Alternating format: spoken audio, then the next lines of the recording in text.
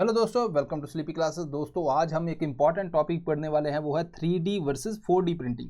3D printing UPSC के अंदर आया, 4D प्रिंटिंग अभी नहीं आया बिकॉज न्यू टेक्नोलॉजी। तो उसके ऊपर बात करेंगे, है ना, किस तरह से। और बहुत ही ये एक मतलब एक्स्ट्रा ऑर्डिनरी चीज़ है जिससे हमें बहुत मज़ा आने वाला है इसको पढ़ने में।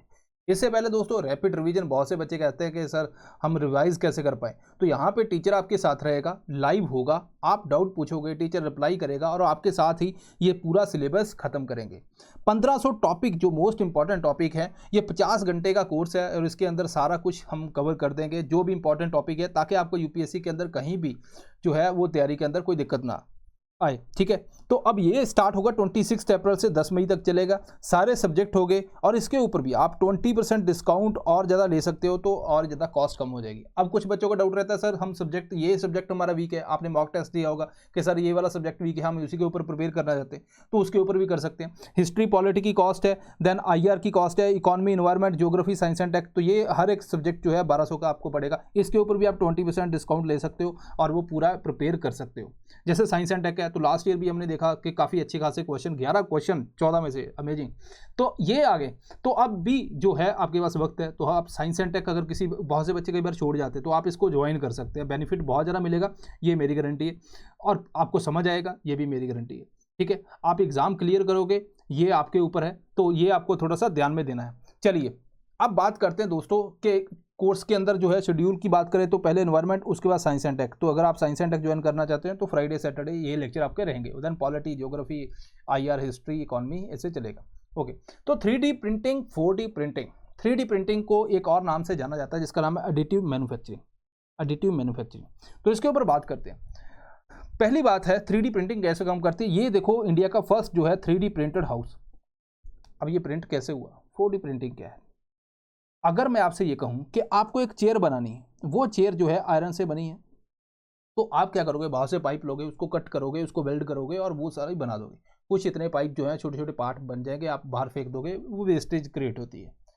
अगर मैं आपको बोलूँ 4 चेयर बनानी है, तो आप 4 बनाओगे, लेकिन चारों एक जैसी नहीं होंगी। अगर आपने बहुत बार कोई चेयर खरीदने जाते हो तो आप उसको हिला के देखते हो, है ना, आप कहते हो यार ये तो थोड़ी सी हिल रही है, वो कहता है फ्लोर में कमी है, ये चेयर बहुत अच्छी है।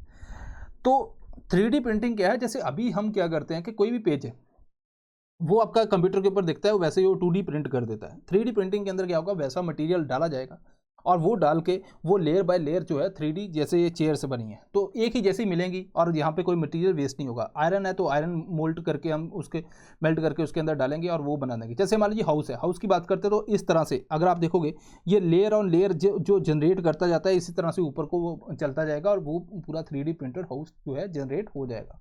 तो बड़ी अच्छी बात है।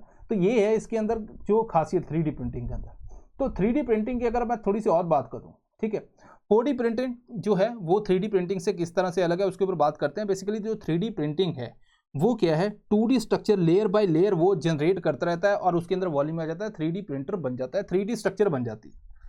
4D के अंदर हमने 4th डायमेंशन डाली है जिसको बोलते हैं टाइम। ये टाइम क्या है, 4D के अंदर और 3D के अंदर एक डिफरेंस है दोस्तों।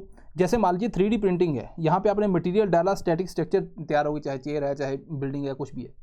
4D प्रिंटिंग के अंदर भी आपने मटेरियल डाला, लेकिन फ़र्क क्या है, यहाँ पे मटेरियल जो है नॉर्मल है, यहाँ पे स्मार्ट मटेरियल है। स्मार्ट मटेरियल का मतलब होता है जो एक्सटर्नल एनर्जी, चाहे वो लाइट हो, चाहे वो टेम्परेचर हो, चाहे मॉइस्चर हो, उसके हिसाब से अपने आप को चेंज कर लेता है, अपने आप को चेंज कर लेता है।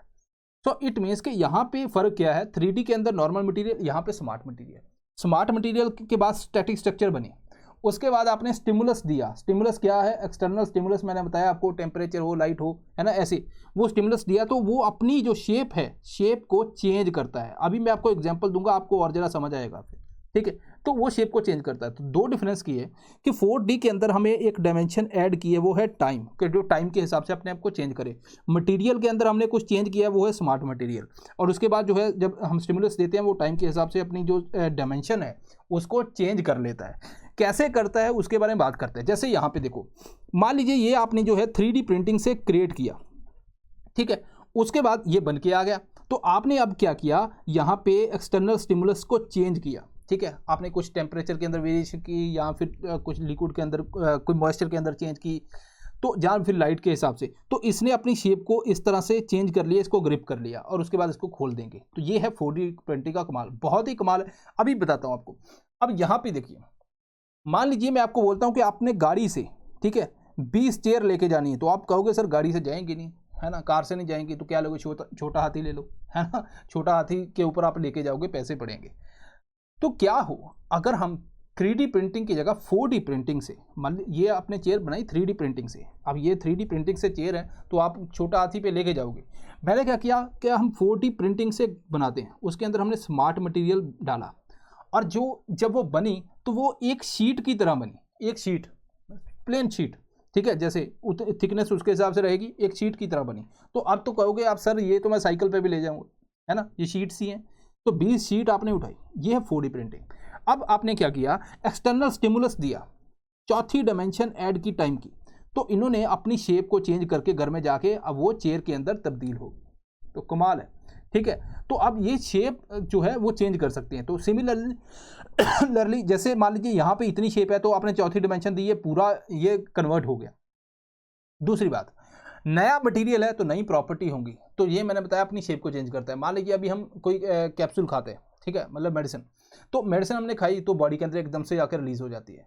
मैं चाहता हूँ कि मेरी बॉडी के अंदर थोड़ा थोड़ा रिलीज हो, तो थोड़ा थोड़ा कैसे रिलीज होगी, तो हम क्या करेंगे, स्टिमुलस देंगे, चौथी डिमेंशन आएगी, वो थोड़ा सा अपनी शेप को चेंज करेगा, मेडिसिन रिलीज करेगा, फिर बंद हो जाएगा, फिर चेंज होगा। तो इस तरह से ये भी एक पोटेंशियल एडवांटेज है जहाँ एप्लीकेशंस है। अभी ऐसा नहीं कि जो आ रहे हैं वो 4D प्रिंटिंग वाले आ रहे हैं, ठीक है, तो ये नहीं है।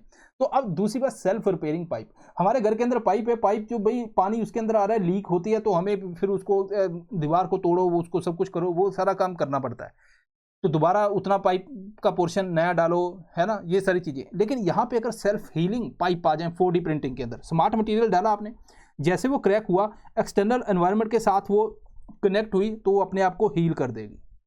ये भी कमाल है यार। अब एक और कमाल की बात, फैशन के अंदर, मान लीजिए ऑफिस जा रहे हो, ठीक है, आप UPSC की इंटरव्यू देने गए, तो आपके जो शूज़ हैं वो 4D प्रिंटिंग से बने हैं, तो वहाँ पे वो क्या करेंगे, वो पूरा लेदर की तरह, वो फॉर्मल की तरह लुक आएगी। और उसके बाद आप बाहर आए, रनिंग करना चाहते हो, भाग के मेट्रो पकड़नी है, तो वो स्पोर्ट्स की तरह, वो जो कैजुअल शूज़ या स्पोर्ट्स शूज़ की तरह कन्वर्ट हो जाएंगे, वो आप भाग सकते हो। ये भी कमाल है, कमाल पे कमाल है। तो ये है दोस्तों साइंस की जो नई नई टेक्नोलॉजीज़ है ना। मैं तो कभी कभी ये सोचता हूँ यार, कितनी ज़्यादा टेक्नोलॉजी आती जा रही हैं और कितने कम समय में बहुत कुछ चेंज होता जा रहा है। आई होप कि आपको ये समझ आया होगा। तो कोई भी अगर टॉपिक है और ज़्यादा आपके दिमाग में, तो आप वो कमेंट सेक्शन के अंदर ज़रूर दिखाइए, ताकि मैं उसको पढूं और उसके ऊपर वीडियो बनाऊं। ये है क्वेश्चन 2018 का, UPSC ने पूछा था।